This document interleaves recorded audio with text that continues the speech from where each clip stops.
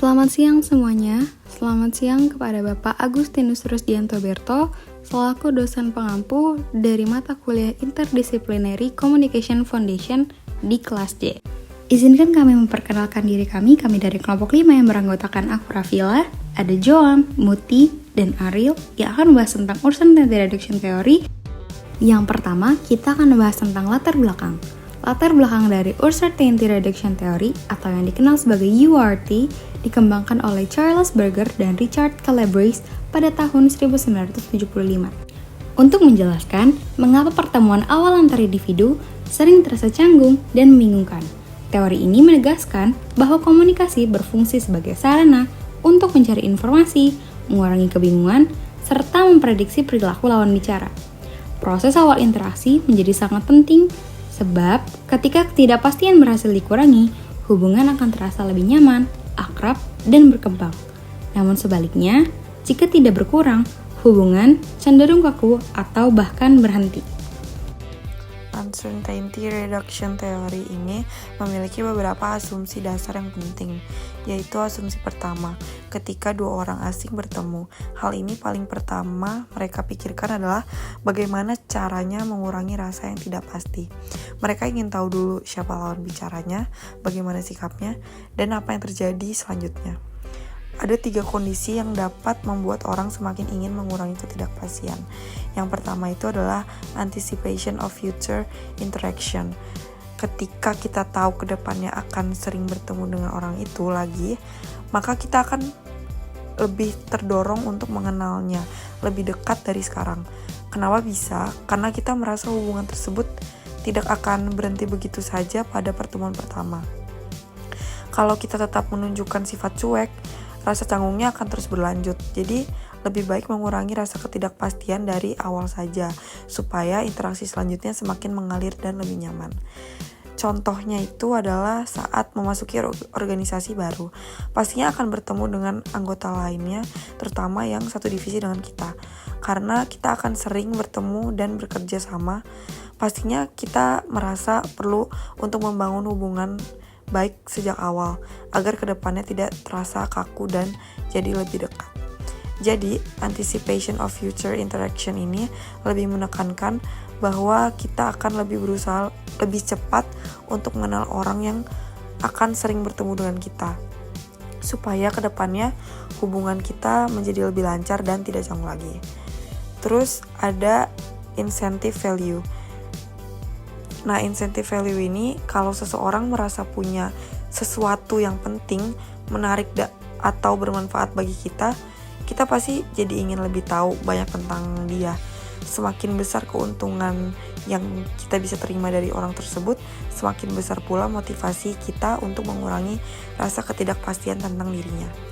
Contohnya adalah ketika bertemu teman kampus baru, ternyata dia banyak mengenal teman kita sendiri dan koneksi di luar kampus. Dari situlah kita dapat membuka peluang lebih lanjut dan merasa tertarik untuk mengenalnya lebih dalam dan lebih dekat.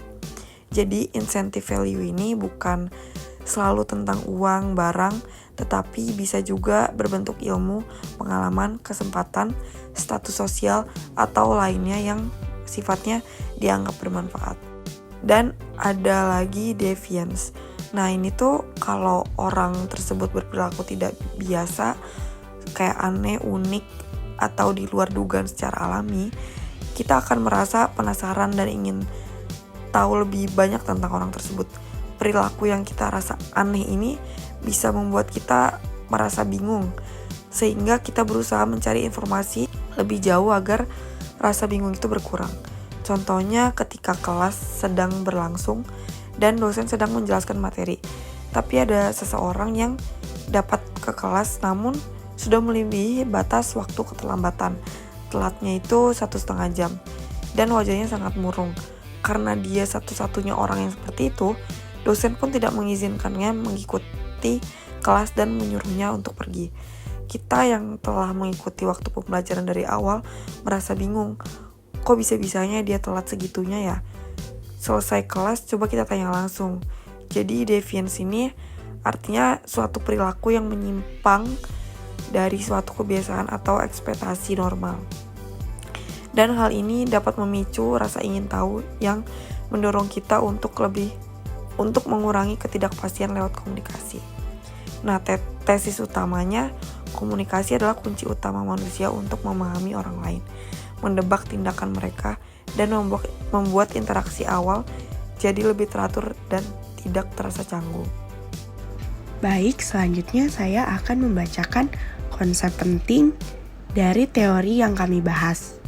Yang pertama itu ada passive strategy. Ini adalah cara untuk mengetahui orang lain dengan mengamati perilakunya secara diam-diam tanpa terlibat secara langsung. Tujuannya untuk mengurangi ketidakpastian dengan melihat kebiasaan, interaksi, atau sikapnya yang muncul secara natural. Untuk contohnya, kita memperhatikan apakah seseorang setelah kuliah langsung pulang atau nongkrong dulu bersama teman-temannya untuk menebak apakah dia mudah bergaul atau cenderung introvert. Singkatnya, ini strategi mengamati tanpa terlihat sebelum berinteraksi secara langsung. Yang kedua, ada active strategy. Adalah cara mengumpulkan informasi tentang seseorang dengan memanfaatkan pihak ketiga atau sumber lain, bukan menanyakan langsung ke orang yang bersangkutan. Misalnya, sebelum bertemu dosen baru pada semester yang akan kami mulai ini, kita menanyakan terlebih dahulu kepada kakak tingkat tentang gaya mengajar dosen tersebut. Apakah tegas, santai, atau humoris? Singkatnya, aktif strategi ini mencari info tidak langsung lewat orang lain agar interaksi berikutnya terasa lebih mudah dan terarah. Yang ketiga, ada interaktif strategi. Adalah cara mengurangi ketidakpastian dengan berkomunikasi secara langsung dengan orang yang dituju. Strategi ini dianggap paling efektif karena informasi didapat langsung dari sumbernya, tanpa perantara. Dengan begitu, kita bisa lebih cepat memahami orang tersebut dan membangun hubungan secara langsung. Untuk contohnya, saat ada teman baru di kelas, kita langsung bertanya tentang nama dan juga kelas sebelumnya untuk mengenalnya lebih jauh. Singkatnya, interaktif strategi adalah mengenal lewat interaksi secara langsung agar informasi lebih akurat dan juga hubungannya cepat terbangun. Kemudian yang terakhir ada ekstraktif strategi. Cara ini bertujuan untuk mengurangi ketidakpastian dengan memanfaatkan internet atau media sosial untuk mencari informasi tentang seseorang. Strategi ini memungkinkan kita menggali jejak digital orang tersebut agar mendapat gambaran tambahan tanpa harus bertanya secara langsung atau lewat pihak ketiga. Bisa dari unggahannya, aktivitas di media sosial, hingga lingkaran pertemanan online. Jadi kita bisa menilai gaya hidup maupun ketertarikannya. Misalnya, sebelum ikut UKM, kita bisa melihat dulu akun media sosial si UKM tersebut untuk tahu siapa saja pengurusnya, agenda kegiatannya apa saja, dan momen-momen apa yang sudah terlaksanakan. Singkatnya, ekstraktif strategi ini mengenal lewat jejak digital terlebih dahulu secara modern untuk mengurangi ketidakpastian. Nah, selanjutnya ada konsep 8 aksioma. Aksioma pertama itu verbal communication. Di sini itu semakin banyak komunikasi verbal antar orang asing, semakin rendah tingkat ketidakpastian. Sebaliknya, ketidakpastian berkurang, komunikasi verbal akan meningkat. Contoh, kalau Eddie dan Malcolm lebih banyak ngobrol, mereka makin paham tentang satu sama lain. Jadi lebih mudah untuk terus melanjutkan percakapan. Aksioma kedua, non-verbal expressiveness. Ini itu semakin ekspresif seseorang secara non-verbal, semakin rendah tingkat ketidakpastian. Begitu juga sebaliknya. Contoh, kalau Eddie tersenyum, kontak mata dan gesturnya hangat, Malcolm akan merasa lebih yakin dan nyaman. Aksioma ketiga ada information seeking. Information seeking adalah semakin tinggi ketidakpastian, semakin besar dorongan mencari informasi. Kalau ketidakpastian menurun, perilaku mencari informasi juga menurun. Contoh, ketika Eddie masih bingung soal Malcolm, dia akan banyak tanya. Tapi kalau sudah kenal, pertanyaan jadi berkurang. Aksioma keempat itu ada intimacy of communication content. Semakin tinggi ketidakpastian, semakin rendah tingkat keintiman dalam isi komunikasi. Kalau ketidakpastian rendah, isi percakapan jadi lebih intim. Contoh, saat baru kenalan, Eddie dan Malcolm cuma basa-basi, tapi setelah lebih akrab, mereka mulai cerita hal pribadi. Aksioma kelima ada reciprocity. Nah, di sini tuh semakin tinggi ketidakpastian, semakin tinggi pula tingkat timbal balik. Kalau ketidakpastian rendah, reciprocity juga berkurang. Contoh, kalau Eddie cerita jurusannya, Malcolm juga langsung cerita jurusannya.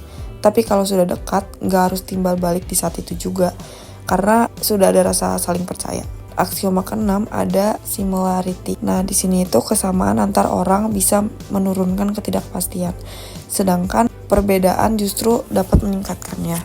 Contoh, Eddie dan Malcolm sama-sama mahasiswa Urban University. Ini bikin mereka lebih cepat merasa nyambung karena jurusannya sama dan gendernya beda. Masih ada ketidakpastian juga. Aksioma nomor 7 ada liking.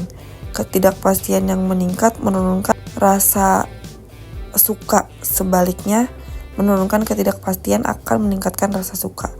Contoh, semakin Eddie mengenal Malcolm, semakin enak dan nyambung juga untuk ngobrol bareng-barengnya. Aksioma ke-8 ada shared network. Network ini kalau punya teman atau kenalan yang sama, tentu aja bingung menjadi lebih kecil. Contohnya, Eddie dan Malcolm ternyata punya teman yang sama juga. Mereka itu bakal lebih cepat akrab karena mereka ada kenalan. Konsep teorema Uncertainty Reduction Theory. Teorema dari Berger dan Calabrese menggabungkan ketujuh aksioma dalam setiap kemungkinan pasangan sehingga menghasilkan 21 teorema. Teorema adalah pernyataan teoretis yang diturunkan dari aksioma. Teorema juga menunjukkan adanya hubungan antara dua konsep.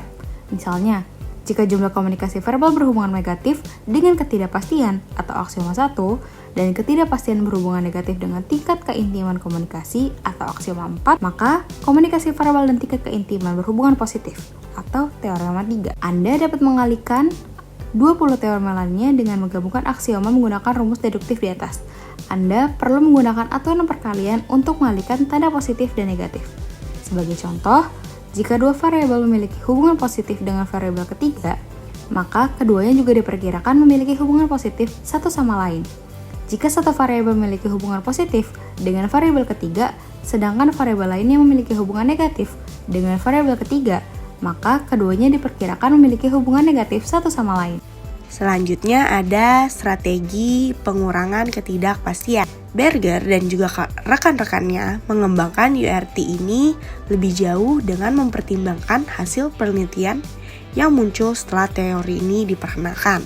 Kini URT tidak hanya membahas interaksi awal saja, tapi juga diperluas pada beberapa bidang penting seperti kondisi awal, strategi yang digunakan, hubungan yang sudah berkembang, media sosial, serta konteks komunikasi yang lebih luas. Perluasan ini menunjukkan bahwa usaha mengurangi ketidakpastian selalu relevan, baik di awal pertemuan maupun dalam hubungan jangka panjang.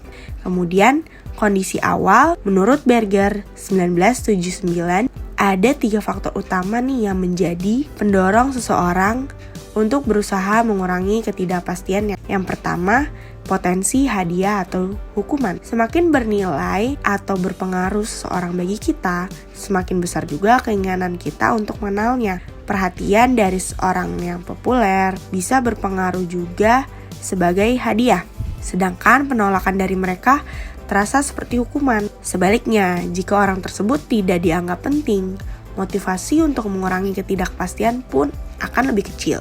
Yang kedua, perilaku tidak sesuai harapan. Jika seseorang bertindak di luar norma yang kita prediksi, rasa ingin tahu kita akan meningkat. Perilaku yang mengejutkan membuat kita terdorong untuk mencari tahu alasan dibalik sikap tersebut agar situasi menjadi lebih dapat dipahami. Yang terakhir atau yang ketiga, yaitu ekspektasi interaksi di masa depan. Ketika kita tahu akan sering bertemu dengan orang tersebut, dorongan pada diri kita untuk memahami mereka itu lebih kuat.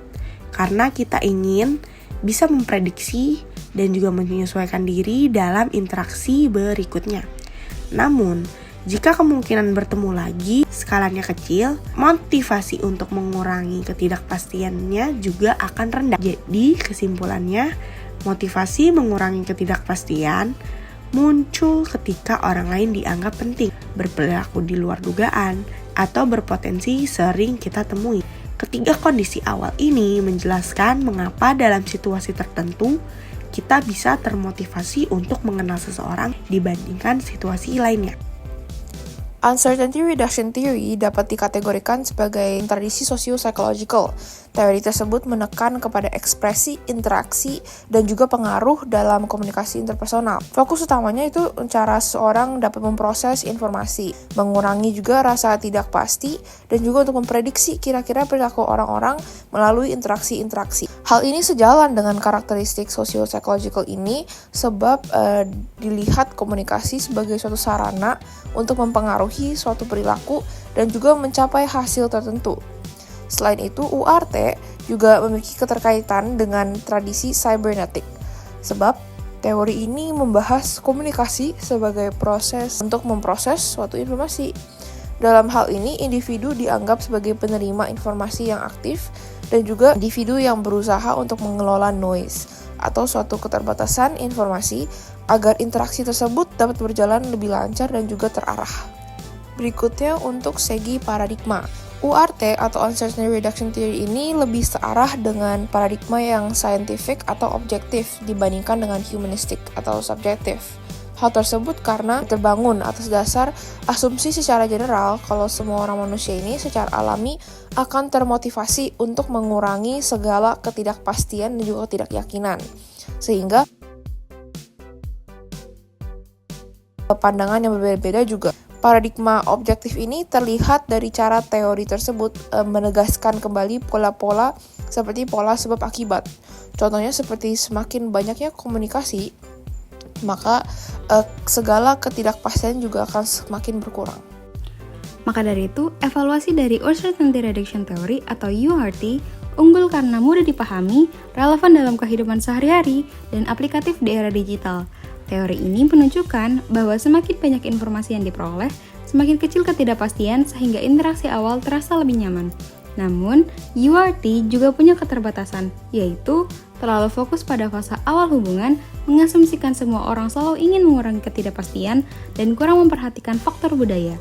Meski begitu, URT tetap penting sebagai kerangka dasar untuk memahami pembentukan dan perkembangan hubungan, baik dalam konteks akademik, organisasi, maupun digital. Terima kasih atas perhatiannya, sampai jumpa di tugas lainnya.